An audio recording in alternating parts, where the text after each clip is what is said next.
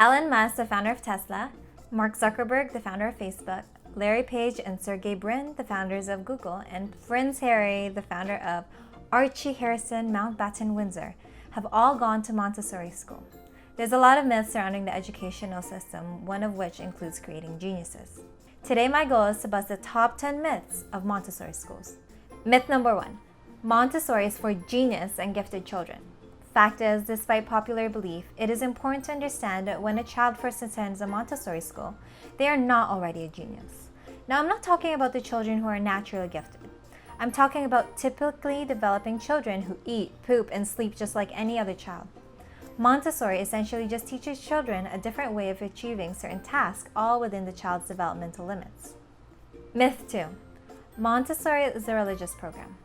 The word Montessori can often be confused with the word monastery, a community of monks living under religious vows which people connect with religion. The method itself has no religious affiliations. Montessori is actually derived from Maria Montessori, the Italian physician who developed the learning method. For example, Maria Montessori writes about working with Hindu, Christian, and Muslim children, and many Montessori schools are completely secular. Myth number 3. Montessori is too rigid and not enough play. To answer this, we have to get down to the basics of what play actually is. Play includes, but is not limited to, 5 things. It's number 1, self-chosen and self-directed activities. 2, it's engaging. 3, it's goal-oriented. 4, execution is dependent on each culture. And 5, it promotes physical, cognitive, and social development. To learn more about these topics, watch my other video on how Montessori promotes creativity and play. Maria Montessori believed that play is the work of the child. She emphasized the importance of following the child. In a Montessori classroom, the child is encouraged to explore the environment and work with desired materials at their own pace. They're encouraged to work independently with their peers or in groups, depending on how the activities are being executed.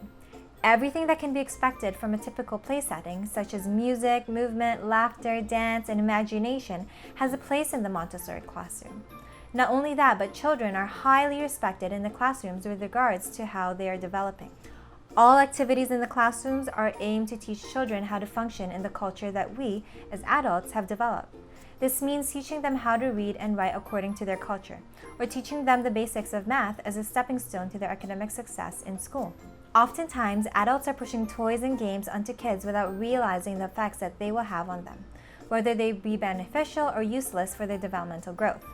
Myth number 4. Montessori is not structured enough. Just because children in a Montessori classroom have the independence to choose their work does not mean that Montessori is unstructured. The schedule, lessons, and even the construct of the classroom follow a carefully planned structure. Everything has an order to it. Activities in the classroom can be found in the same place for the entirety of the school year, and the schedules consist of a 3-hour work period, morning snack, bathroom, lunch, and afternoon snack routine. The reason for this is because Montessori classrooms can be seen as a microcosm of the universe. Just as the universe has order and structure, so do these classrooms. This allows for the child to internalize and make sense of the environment upon which they live in, allowing for a smoother transition into the macrocosm that we call Earth. Myth 5. Montessori discourages creativity. Fact is, since children are still constructing the world around them, it may be difficult for them to separate fantasy from reality. They may tend to invoke magical processes as an explanation for observable events if they are unable to provide an adequate physical explanation. Maria Montessori believed that the imagination has a foundation in reality, and so young children need rich experiences in reality first to prepare their imaginations. Myth 6. Montessori doesn't allow for social development. Fact is, the Montessori method teaches children socially acceptable behavior. Children are taught about grace and courtesy, which includes, but is not limited to, how to appropriately ask for help, how to excuse oneself, how to and when to apologize, and how to welcome someone. The mixed age groups in the classroom, consisting of 3 to 9-year-olds, allow children to learn how to interact with other ages. Children learn how to help those who are younger than them and respect those who are older. Myth 7. Montessori is only for rich and wealthy families. Fact is, many people associate Montessori with wealth and a private school education. Ironically, the Montessori method began in San Lorenzo, a poor inner city in Rome, where Maria Montessori first began working with disadvantaged and unschooled children. As a matter of fact, in 2018, Amazon CEO Jeff Bezos, who happens to be a Montessori alumni himself, has launched an initiative to provide $1 billion in funding for underprivileged communities. This money will go towards providing Montessori education to preschoolers in hopes to provide them with opportunities to learn, invent, and improve their economic and educational status. The belief that Montessori is only for the rich and wealthy may have arisen when the first Montessori school in America opened in New York. This school catered to the wealthy families longing to give their children the best education possible. While many private Montessori schools currently charge a large tuition, Montessori schools are catching on into the public sphere as well. The Montessori method can be used in homeschool and co-op settings. Remember, it's not about the fancy materials, it's about the philosophy, the attitude towards the child, and observation. Myth 8. Montessori is just a trend. The Montessori method started over 100 years ago at the beginning of the 20th century. It was introduced in the United States in the early 1900s by Maria Montessori. After creating such an impact, there opened about 100 schools in the US by 1913. Since then, people have continued to adopt the method into the educational field all over the world, with a current estimate of 20,000 schools worldwide. While the popularity of Montessori education in America may be increasing, it has lasting principles that will outlive any trend. Myth 9. Montessori is just for preschoolers.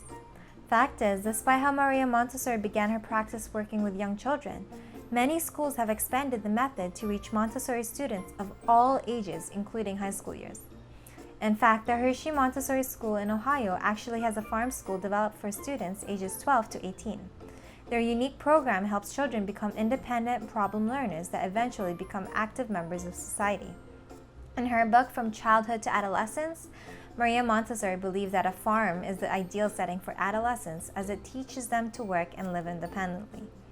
Now, I'm not saying that you should send your kids to a farm. My point is that in many Montessori high schools, children are taught the necessary skills they need to prepare for adulthood, with each grade meeting the child at their current level of development. Myth 10. Montessori does not work for everyone. Fact is, the Montessori method has been successful in many different countries, cultures, social classes, and generations. It's because at the heart of Montessori is what we hold in common: love, independence, community, and work. Essentially, it recognizes the uniqueness of each person. When some people walk into a Montessori classroom, they may be seriously turned off because of how different the environment is compared to what they believe is ideal for their child. Children are working quietly. They're not running around while classical music is playing in the background. It may seem like the children are not having fun because of the serene environment, but in reality, they are just so focused on their activities that they see no need to do anything else. Much in the same way, it's similar to what happens when adults are engulfed in something they love. They drown out everything else around them to accomplish their goals. It may seem like the Montessori method doesn't work for high-energy children because they can't sit still and concentrate. Regardless, if it's a Montessori teacher or even a play-based teacher, a good teacher will give a high-energy child all the outlets he or she needs. Montessori classrooms are supposed to include an outdoor environment, which can be helpful for high-energy children who need to hammer nails, bang on drums, dance, and so on. Through these outlets, even high-energy children can learn to concentrate.